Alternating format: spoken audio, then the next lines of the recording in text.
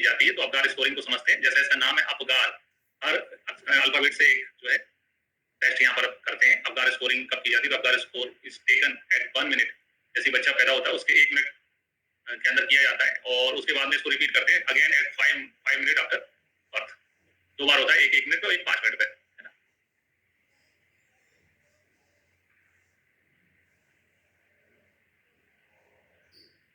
Apgar scoring में ए से जो है, ए से देखते हैं अपीयरेंस, है ना। अपीयरेंस का मतलब होता है स्किन कलर, ए का मतलब होता है अपीयरेंस, यानी बच्चे का स्किन का कलर कैसा है ये हम देखते हैं, ठीक है।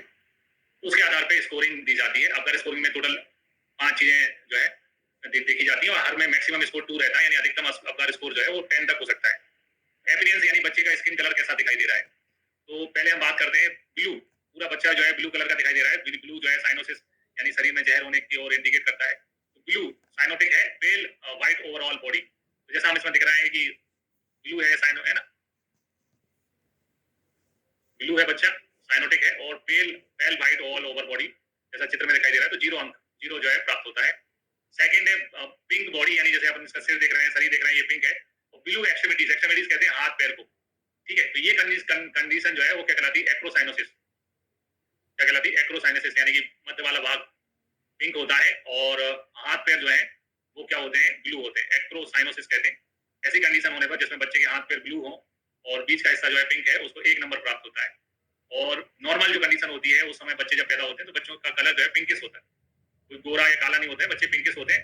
जिनका कलर आगे चल के फेयर होना होता है वो पिंकिश होते हैं, और जो थोड़ा डार्क होना होता है वो रेडिश रहते हैं हल्के। पिंक बॉडी है, इसका मतलब जो बेबी है वो ऑल मतलब परफेक्टली ऑल राइट है, उसमें जो है कोई प्रॉब्लम नहीं है। तो ये इसमें अंक जो प्राप्त होते हैं वो 2 अंक प्राप्त होते हैं। कभी कभी एग्जाम में ये क्वेश्चन भी पूछा जाता है कि कंडीशन लिख के कि कोई बच्चे एट बर्थ बच्चे का जन्म हुआ, आपका स्कोरिंग करते उसमें ऐसी कंडीशन है तो कितने स्कोर प्राप्त होगा। तो पिंक पूरी बॉडी है तो 2 नंबर प्राप्त होते हैं। अब ए से एवरेज के बाद में पी, अपगार स्कोर में पी से क्या होता है? पल्स, यानी बच्चे की पल्स चेक की जाती है, नाड़ी चेक की जाती है। तो पल्स जो है अब्सेंट है, नो पल्स, है ना, है ना। अगर कोई पल्स नहीं है तो इसका मतलब है कि डेंजरस है, एक प्रकार से कंडीशन, 0 अंक मिलता है अब्सेंट पल्स में। और अगर लेस देन 100 है तो 1 अंक मिलता है, लेस देन 100 है तो लेस देन 100 में 1 अंक मिलता है। मोर देन 100 होती है, जैसे आप व्यक्ति में अपन 72 पर मिनट बोलते हैं, इसमें 72 नहीं है ना, बच्चे का हार्ट और तेजी से धड़कता है। लेस देन 100 को 1 अंक दिया जाता है, और मोर देन 100 को 100 से ज्यादा होती है तो कभी कभी आते हैं कि बच्चा पैदा हुआ है उसकी श्वास की दर 90 है, तो है ना, अपगार स्कोरिंग में कितना अंक मिलेगा? अगर 100 से कम है तो 1 अंक मिलेगा, और 100 से ज्यादा है तो 2 अंक मिलते हैं। और ये जो खाना है पॉइंट 1 के लिए, ये पॉइंट 2 के लिए है। फिर आते हैं थर्ड में, थर्ड जी से होता है ग्रेमेसी। ग्रेमेसी का मतलब होता है रिफ्लेक्स इरिटेबिलिटी। जैसे कोई व्यक्ति सोया हुआ है तो सोए हुए व्यक्ति को अपन जगाते हैं तो उसके अलग अलग रिस्पॉन्स होते हैं। सोए व्यक्ति को अपन जगा रहे हैं लेकिन वो कोई रिएक्शन नहीं दे रहा है, तो बच्चा जो है फ्लॉपी है, नो रिस्पॉन्स है, नो रिस्पॉन्स है तो 0 अंक मिलता है। इसके अलावा मिनिमम जो है मिनिमल रिस्पॉन्स मिलता है व्हेन स्टिमुलेशन। जब स्टिमुलेशन करते हैं तब थोड़ा बहुत बच्चा जो है अपने चेहरे को, है ना, चेहरे पे कुछ जो है अपीयरेंस लेके आता है तो उसको 1 अंक मिलता है। प्रॉम्प्ट रिस्पॉन्स, बच्चा जो है पैदा होने के बाद में चीख रहा है, सीजनिंग है, क्राइंग, रो रहा है, पुलिंग अवे व्हेन स्टिमुलेटेड, और जब स्टिमुलेट करते हैं तो बाहर की तरफ पुलिंग अवे करता है तो वो कंडीशन अच्छी मानी जाती है, उसमें 2 अंक मिलते हैं। तो नो रिस्पॉन्स में 0 अंक मिलता है ना। मिनिमल रिस्पॉन्स होता है तो 1 अंक मिलता है, प्रॉम्प्ट रिस्पॉन्स रहता है तो बच्चे को 2 अंक दिए जाते हैं। फिर से ये आया, इस बार ये से क्या होता है? एक्टिविटी यानी मसल टोन देखते हैं, ठीक है। तो muscle tone, no movement, flaccid, muscles में कोई मूवमेंट नहीं है, फ्लेसिड यानी अकड़ी हुई है, मतलब पूरी तरह से फ्लेक्सिबिलिटी नहीं है उसमें, तो 0 अंक दिया जाता है। नो मूवमेंट में मसल्स में तो 0 अंक दिया जाता है। फ्लेसिड आर्म, आर्म फ्लेसिड है, फ्लेक्स, है ना, फ्लेसिड आर्म एंड लेग है, बच्चे की आर्म और लेग फ्लेसिड है यानी फ्लेक्सिबिलिटी है उनके अंदर, तो फिर जो है 1 अंक मिलता है। यहाँ केवल आर्म और लेग की बात हो रही है ना। और एक्टिव मोशन है, व्यक्ति जो है हाथ पैर को पटक रहा है, अपने पैर को चला रहा है, हाथ को चला रहा है, तो फिर 2 अंक दिए जाते हैं बच्चे को, ठीक है। लास्ट होता है आर फॉर रेस्पिरेशन, है ना, बच्चे की जो श्वास की दर है वो कैसी होती है। तो नो ब्रीथिंग, बच्चा सांस नहीं ले रहा है अच्छे से तो अब्सेंट है, या ब्रीथिंग, नो ब्रीथिंग अब्सेंट है तो 0 अंक रहता है। स्लो और वीक, है ना, इनरेगुलर है तो फिर 1 अंक रहता है।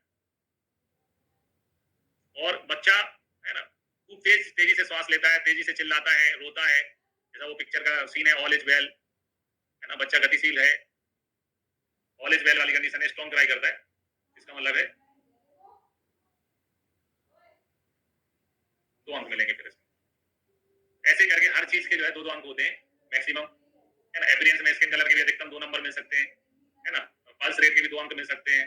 ग्रेमेसी जो रिफ्लेक्स रेटिबिलिटी है उसके 2 अंक मिल सकते हैं, फिर मसल टोन के 2 अंक मिल सकते हैं, उसके अलावा रेस्पिरेशन अच्छे से कर रहा है तो 2 अंक मिल सकते हैं। तो इस प्रकार से हम देखते हैं कि अवगार स्कोरिंग में जो है टोटल अधिकतम स्कोर कितना होता है 10, मैक्सिमम जो है 10 होता है। अब नेक्स्ट 10 में से कितने नंबर बच्चे को मिल रहा है उस आधार पे उसकी कंडीशन जन्म के समय तय की जाती है। अगर बच्चा 10 में से 10 अंक हासिल करता है मतलब एक्सीलेंट कंडीशन है, अच्छी कंडीशन होती है तो वहाँ जच्चा बच्चा का है ना जो जन्म के बाद ही डिस्चार्ज हो जाता है 2 दिन के अंदर। नॉर्मल माना जाता है 7 तक, 10 मतलब 7 8 9 जो है ये नॉर्मल में काउंट होते हैं। थोड़ा बहुत कम ज्यादा कोई ना कोई चीज तो एब्सोल्युटली परफेक्ट सब में नहीं मिलता है। 9 से 7 से 10 तक नॉर्मल है। पूरी कंडीशन कब कहलाती है जब जो है अवगार स्कोरिंग में मार्क्स 6 या 6 से है ना 0 से 6 के बीच में रहते हैं तब। इसमें भी 4 5 6 जो है वो मॉडरेट एस्फिक्सिया माना जाता है, सांस लेने में तकलीफ होती है बच्चे को इसमें, है ना। और 0 से 3 जो है वो सीवियर बर्थ एस्फिक्सिया माना जाता है। तो मॉडरेट में अपन रेगुलर ऑब्जर्वेशन में रखते हैं बच्चे को, जो चिल्ड्रन वार्ड रहता है उसमें भर्ती रहता है बच्चा। और जब सीवियर एस्फिक्सिया होता है तो बच्चे को एनआईसीयू, जो बच्चे का एनआईसीयू होता है जिसको न्यूनेटल आईसीयू कहते हैं, एनआईसीयू में भर्ती करते हैं, वहां पे उसका ट्रीटमेंट चलता है। ठीक है, सीवियर बर्थ एस्फिक्सिया में बच्चे को कहाँ भर्ती कराएंगे? एनआईसीयू में।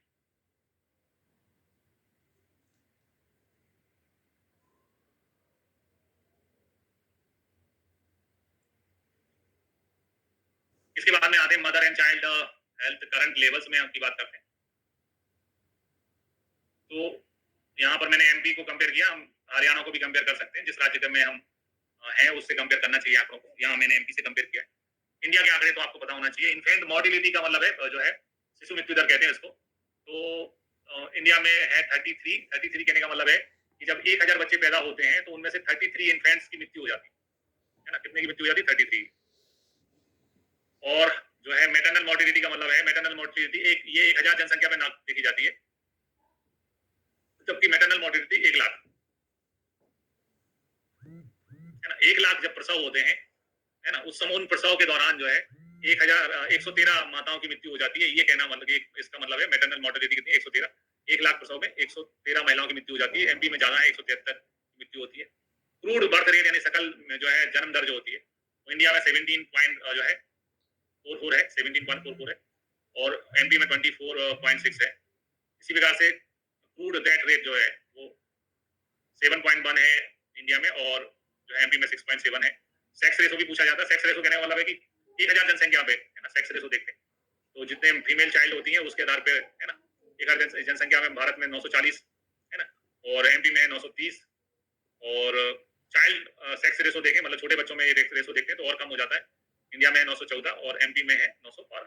ठीक है, तो ये थोड़े थोड़े फिगर हैं जो आपको इंडिया के याद रखना है। इंडिया से अपने स्टेट के कंपेयर कर सकते हो। इन्फेंट मॉर्टिलिटी रेट 33 है, maternal mortality rate 113, sex ratio 940 और चाइल्ड सेक्स रेशो 914। अब जैसे हम कुमार वेद पढ़ते हैं तो बाय विभाजन पढ़ते हैं, उसमें बाय विभाजन में देखते हैं क्या चीजें क्या आती हैं। उसी प्रकार से बच्चा जब पैदा होता है तो उसके साइन ऑफ हेल्दी बर्थ देखते हैं अपन, उनकी बात करते हैं। तो न्यू बॉर्न बर्थ वेट जो है वो 2.5 से 3 केजी होता है। बच्चे का जो जन्मता शिशु का जो भार होता है वो 2.5 केजी से लेकर 3 केजी के बीच में होता है। ब्रिटिश पद्धति में देखते हैं तो 6 पाउंड होता है ना। जन्मता यानी जन्म लिए हुए शिशु का भार, बच्चे का वेट 2.5 केजी से 3 केजी के बीच में रहता है। एवरेज बर्थ वेट की बात कर लें तो 2.8 केजी है ना। 2.5 और 3 का अपन बीच का लेंगे तो वो 2.8 हो जाएगा। एवरेज बर्थ हाइट जो है 50 सेंटीमीटर होती है। ये भी क्वेश्चन पूछा जाता है। 50 सेंटीमीटर होती है बच्चे की लंबाई जन्म के समय, लंबाई 50 सेंटीमीटर, वजन 2.5 केजी होता है। लेंथ ऑफ अप्लाइकल कॉर्ड की लंबाई जो है वो भी 50 सेंटीमीटर होती है। इन दोनों का रेशो पूछ लेते हैं है ना। जन्मता शिशु की लंबाई और अपरा की अम्लाइकल कॉर्ड की लंबाई का रेशो कितना होता है, तो ये दोनों को कंपेयर करेंगे तो 1:1 हो जाएगा। जितने बालक की लंबाई होती है, जन्मता बालक की लंबाई होती है यानी शिशु की लंबाई होती है, उतनी उसकी अम्लाइकल कॉर्ड की लंबाई होती है 50 सेंटीमीटर। फिर आई हैड सम सर्कमफ्रेंस, बच्चे का जो सिर होता है वो बड़ा होता है, इसलिए जो नॉर्मल डिलीवरी होती है तो बच्चे का सिर बाहर आता है सबसे पहले। सिर अगर बाहर आ जाता है तो बाकी बॉडी अपने आप बाहर आ जाती है। हेड सर्कमफ्रेंस होता है 35, चेस्ट सर्कमफ्रेंस होता है 32, चेस्ट छोटा रहता है।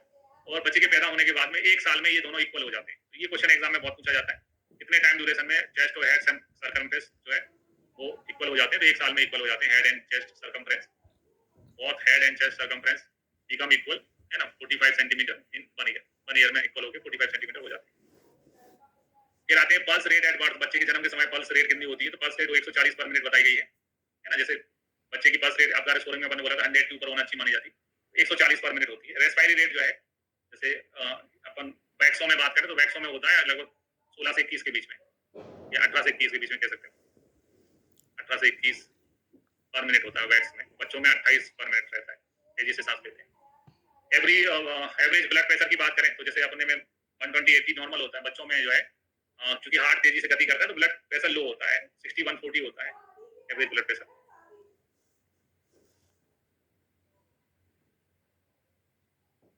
60/40 mm ऑफ मर्करी होता है।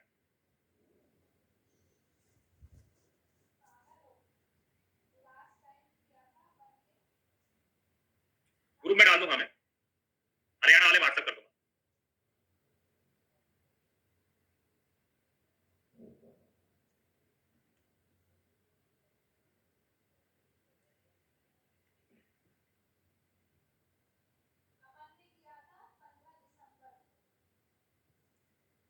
ठीक, इसके बाद में आते हैं ब्लड वॉल्यूम में, है ना, ब्लड वॉल्यूम कितना होता है, वो 60/40 mm ऑफ मर्करी होता है।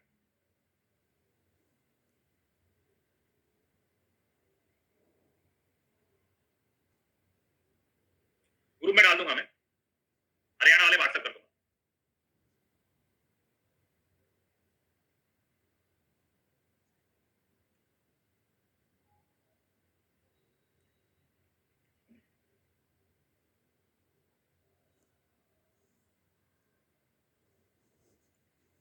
ठीक, इसके बाद में आते हैं ब्लड वॉल्यूम में, है ना, ब्लड वॉल्यूम कितना होता है, वो 80 ml पर केजी बॉडी वेट जो है ब्लड वॉल्यूम होता है बच्चे में, यानी कि 80 ml पर केजी, तो 2.5 kg वजन रहता है, तो 2.5 kg यानी 80 गुणे जो है 2.5 करना पड़ेगा, तो ये 200 ml हो जाएगा। 2.5 किलो वजन होता है बच्चे का, 80 ml पर केजी बॉडी वेट। फिर अब बच्चियों का जो हीमोग्लोबिन होता है उसको HbF बोला जाता है, HbF बोलाते हैं। तो HbF जो है बच्चे से फीमेल्स में 12 तक होता है, 12 से 14 होता है, मेल्स में 14 से 16 होता है, बच्चों में और ज्यादा होता है वैल्यू, है ना। HbF की वैल्यू जो है 18 से 20 ग्राम पर 100 ml ब्लड होती है। इसलिए बच्चों के चेहरे थोड़ा रेडिश पिंकिश होते हैं क्योंकि ब्लड ज्यादा रहता है, अपने पास से HbF जो है ज्यादा होता है। फिर बॉडी टेम्परेचर जो है बच्चों में 97 डिग्री फ़ारेनहाइट होता है, 36.5 से लेकर 37.5 सेल्सियस होता है एवरेज, है ना, और 97 डिग्री फ़ारेनहाइट होता है temperature.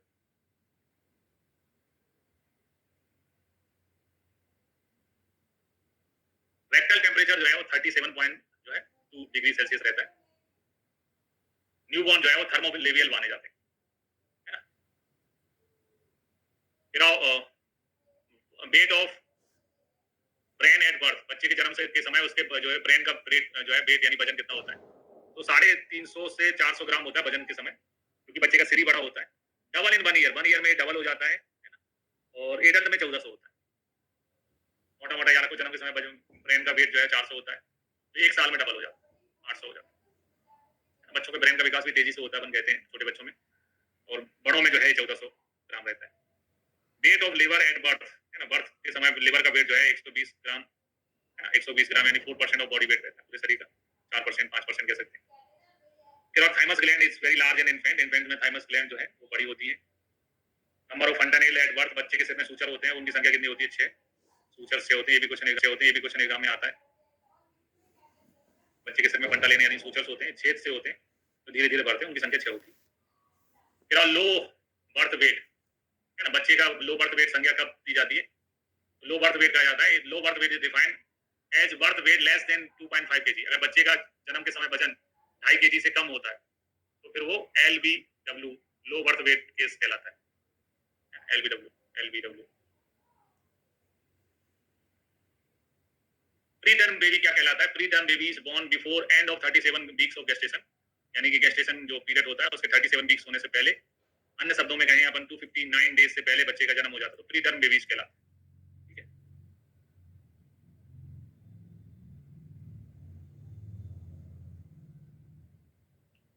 Born before end of 37 weeks gestation. Newborn संज्ञा किसको दी जाती है? The term newborn is generally used to describe baby whose are less than 20 age days, है ना, जैसे आयुर्वेद में सद्योजात नवजात संज्ञा दी गई है, उसी प्रकार से न्यूबॉर्न जो है जन्म से लेकर 28 दिन तक होता है, 28 दिन तक का बच्चा है, यानी महीने की, जैसे फरवरी महीने के दिन, है ना, जैसे सबसे छोटा महीना जो है फरवरी का होता है ना, 1 महीने का भी कंप्लीट नहीं हुआ है तो वो जो है न्यूबॉर्न है ना, less than 20 age days, less than है, इक्वल नहीं है, लेस देन है। है ना, 28 दिन से, जन्म से लेकर 28 दिन तक जो है न्यूबॉर्न।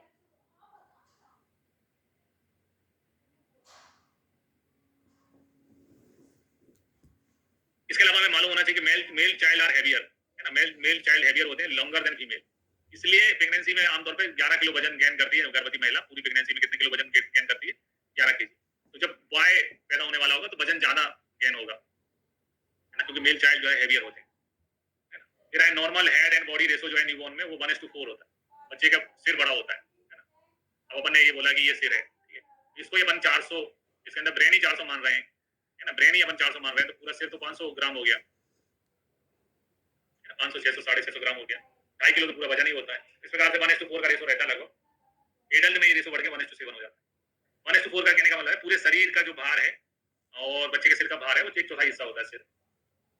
फिर एवरेज क्वांटिटी ऑफ मिल्क, है ना, क्योंकि बच्चों का स्टमक छोटा सा होता है इसलिए एवरेज क्वांटिटी ऑफ मिल्क जो है वो होती है 150 ml पर केजी बॉडी वेट। शरीर के भार का जो है 150 ml। तो जन्म के समय 150 इंटू 2.5 कर दो, 150 2.5 मतलब 400 मोटा मोटा,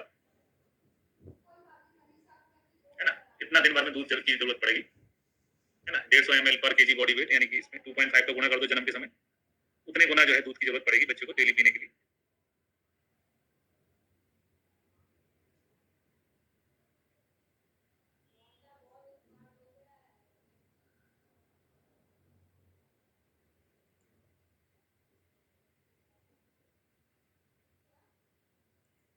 ठीक, अब बढ़ते हैं अपन बाय विभाजन यानी पीडियाट्रिक्स एज ग्रुप क्लासिफिकेशंस में। जिस प्रकार से आयुर्वेद जब अपन पढ़ रहे थे तो अपन ने बाय विभाजन पढ़ा था, कुमार अवस्था क्या होती है, क्षीरप क्या होता है, क्षीरनाथ क्या होता है ना, यौवन अवस्था क्या होती है। उसी प्रकार से पीडिया में भी अपन जो है डिस्ट्रीब्यूशन देखते हैं। तो सबसे पहले आते हैं प्रीनेटल पीरियड में। प्रीनेटल यानी जन्म से पहले का है। तो इसमें फर्टिलाइज ओवम, है ना, स्पर्म और ओवम मिलते हैं, फिर वो जो है जाइगोट बनता है। फर्टिलाइज ओवम जो है कब तक संज्ञा बोली जाती है? 0 से लेकर 14वें दिन ऑफ गेस्टेशन तक की। 14वां दिन तक जो है फर्टिलाइज ओवम बोलते हैं। एम्ब्रियो बोलते हैं 12 डे से। 12 डे के बाद में जैसे कार्पस लूटियम जो है वो अपना काम कंटिन्यूस करेगी, तो एम्ब्रियो संज्ञा कहलाती है 12 दिन से लेकर 12 सप्ताह। 12 से 14 लिखा है लेकिन 12 दिन से 12 सप्ताह एम्ब्रियो। एम्ब्रियो वो कंडीशन होती है जब गर्भ का पोषण जो है योग से होता है, ठीक है। और फीटस जब कंडीशन वो कहलाती है जब बच्चे का पोषण जो है प्लेसेंटा से होने लगता है। प्लेसेंटा से, है ना, बच्चे को पोषण मिलने लगता है, वो फीटस। फीटस जो है 12 सप्ताह से लेकर टिल बर्थ तक। एम्ब्रियो क्या है, फीटस क्या है, ये टर्मिनोलॉजी क्वेश्चन में पूछी जा सकती है। एम्ब्रियो जो है 12 दिन से 12 सप्ताह और फीटस जो है 12 सप्ताह से लेकर टिल बर्थ तक फीटस बोलते हैं। फिर आए पेरीनेटल पीरियड, है ना, पेरीनेटल हो गया, पेरीनेटल पीरियड की बात करते हैं। After the 28th week of pregnancy to 7 day after birth जो है पेरीनेटल पीरियड कहलाता है। 28 सप्ताह प्रेगनेंसी से लेकर 7 दिन जो है बर्थ के, वो पीरियड पेरीनेटल कहलाता है। फिर आते हैं नेटल पीरियड, है ना। नेटल पीरियड में न्यूबॉर्न जो है 0 से लेकर 28 दिन तक न्यूबॉर्न बोलते हैं। जैसे अपन ने सद्योजात नवजात बोला था वैसे ही यहाँ पर भी न्यूबॉर्न बोलते हैं। बच्चा न्यू कहलाएगा 28 दिन तक, न्यूबॉर्न बोलेंगे 28वें दिन तक। न्यूनेट्स बोलते हैं इंग्लिश में। इसमें भी जैसे एक अर्ली न्यूनेट्स होता है, एक लेट न्यूनेट होता है। तो अर्ली न्यूनेट जो है जन्म से लेकर 7 दिन तक अर्ली न्यूनेट्स, ठीक है। और लेट न्यूनेट्स जो है 8 दिन से 28 दिन। जैसे अपन ने वहां पढ़ा था, है ना, सद्योजात जो नाभिनाल कर्तन, जन्म से लेकर नाभिनाल कर्तन तक सद्योजात, और जो है नाभिनाल कर्तन से लेकर 8वें जो 4थे सप्ताह तक जो है क्या कहते थे अपन, नवजात। इसी प्रकार से मॉडर्न में भी अर्ली न्यूनेट्स और लेट न्यूनेट्स टर्मिनोलॉजी यूज होती है। अर्ली न्यूनेट्स का मतलब है 7 दिन तक और लेट का मतलब 28 दिन तक। फिर आप पोस्ट न्यूनेटल, पोस्ट न्यूनेटल जो है वो 29वें दिन से लेकर 365 डे आफ्टर द बर्थ, यानी 1 महीने से लेकर 1 साल तक चलता है। फिर एग्जाम के क्वेश्चन देखते हैं, क्वेश्चन एमसीक्यू में पूछा जाते हैं इन्फेंट क्या है, टोडलर क्या है। तो इन्फेंट जो है बर्थ से लेकर 365 दिन तक, है ना। इन्फेंट का मतलब जो क्षीरप है, जो दूध पीता है केवल, है ना, जैसे अपन ने कहा था ना आयुर्वेद में सुश्रुत ने कहा था 1 साल के बच्चे को तक क्षीरप संज्ञा दी जाती है, और जो है 2 साल तक क्षीरानाथ कहते हैं। तो क्षीरानाथ जो होता है वो टोडलर कहलाता है। टोडलर इन्हें क्षीरानाथ ने 2 साल तक नहीं माना, मॉडर्न ने 2 साल की जगह 3 साल माना हुआ, ये इंपॉर्टेंट है ना। टोडलर जो है वो 3 साल तक होता है। 1 साल तक इन्फेंट यानी माता की गोदी में माता को लेकर पकड़ना रहता है, तो वो पूरा पीरियड इन्फेंट बच्चे को दूध पिलाती है माता, उस पर आधारित रहता है। और क्षीरप जो है इन्फेंट 1 साल तक होता है। और टोडलर जो है क्षीरनाथ कंडीशन है, बच्चा चलने फिरने लगता है, अन्न खाता है, तो 1 से लेकर 3 साल तक क्षीरनाथ बोलते हैं। लेकिन ये टोडलर है, देखो इसको ऐसा नहीं कि आप कंफ्यूज हो जाओ, है ना, एक इकट्ठा लिख दिया तो आप कंफ्यूज हो जाओगे, मैं अलग कर देता हूँ।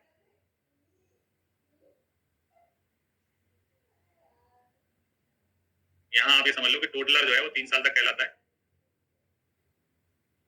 क्षीरन्नाथ जो होता है वो 2 वर्ष तक होता है।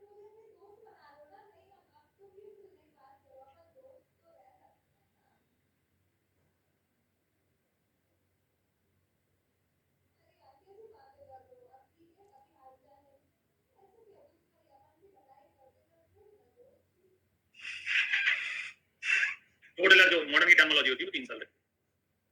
फिर आओ प्री स्कूल, स्कूल एज 3 से 6 साल तक प्री स्कूल एज कहलाती है। स्कूल गोइंग बॉयज में जो है 6 से 12, गर्ल्स में 6 से 10 तक। लड़कियां थोड़ी जल्दी मेच्योर होती हैं, ऐसा कहावत है। Puberty age, average age onset of girls में प्यूबर्टी एज होती है 10 से 12, बॉयज में होती है ऑनसेट 12 से 14।